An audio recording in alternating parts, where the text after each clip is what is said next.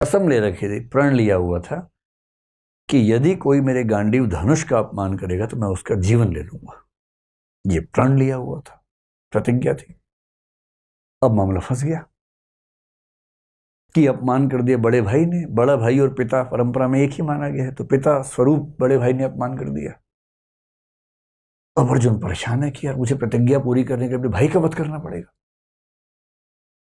कृष्ण समझ गए कि ये मामला ठीक कर रहा हूं। कृष्ण उसके पास गया, बोले चिंता मत करो यार, रास्ता है इसका। क्या रास्ता है? बोले शास्त्रों में कहा गया है कि पिता का अपमान करना और पिता की हत्या करना बराबर बात है, तो तुम युधिष्ठिर का अपमान कर दो, तुम बड़े भाई के वध के पाप से मुक्त हो जाओगे।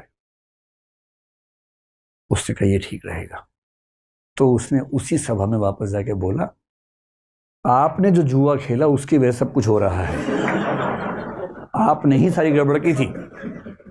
उस दिन आपने पत्नी को दांव पर लगा दिया, राज्य को दांव पर लगा दिया, आपकी वजह से वनवास हम सबको मिला, हम सबका जीना मुश्किल हुआ, ये आप जिम्मेदार हैं इसके। युधिष्ठिर अवाक देख रहे हैं कि ये क्या बोल रहा है, भाई कैसे बोल रहा है। फिर कृष्ण ने संकेत किया, हो गया बस, पर्याप्त है। अब वापस आए। युधिष्ठिर तो चुप हो गए। उदात्त आदमी चुप हो जाता है, ऐसे क्या बोलेगा उसके बाद। अब अर्जुन को गिल्ट फीलिंग बड़ी खतरनाक है। कृष्ण के पास बैठ के बोल रहा है कि मैं ये झेल नहीं सकता। पिता की निंदा और पिता की हत्या बराबर है। मैंने पिता की निंदा की, यानी कि मैंने पिता की हत्या की है, और पिता की हत्या के बाद मैं जीवित रहूं ये संभव नहीं है। मैं तो खुद को खत्म करूंगा। सबने समझा है पर वो अड़ गया ना, और फिर चिता तैयार कर ली गई उसके लिए। अब कृष्ण को लगा बताओ यार, एक सॉल्यूशन निकाला है तो मामला दूसरा फंस गया। फिर कृष्ण ने मामला संभाला। कृष्ण तो मामला संभाल लेते हैं। कृष्ण बोले देखो शास्त्रों में एक बात और कही गई है। तो अर्जुन तो तैयार था एकदम। तो उसने कहा क्या कहा गया है? कृष्ण ने कहा आत्म प्रशंसा और आत्महत्या बराबर है, इसलिए अपनी तारीफ कर लो, आत्महत्या हो जाएगी। अब ये कहानी कितनी सही है कितनी गलत है मुझे नहीं पता, क्योंकि मैंने तो इंटरनेट से कहीं ढूंढी तो पढ़ी है पूरी कहानी।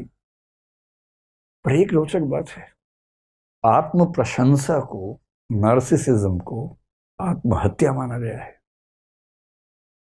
और इसका मतलब है कि हमारी कल्चर ये सिखाती है कि कोई भी बच्चा अगर उछल कूद मचाए कि मैं तो ये हूं, मैं तो वो हूं, तो ना, तुम ये वो नहीं हो, एक बहुत बड़े संसार के छोटे से हिस्से हो, उतने ही हो, उतना ही अपने आप को समझो।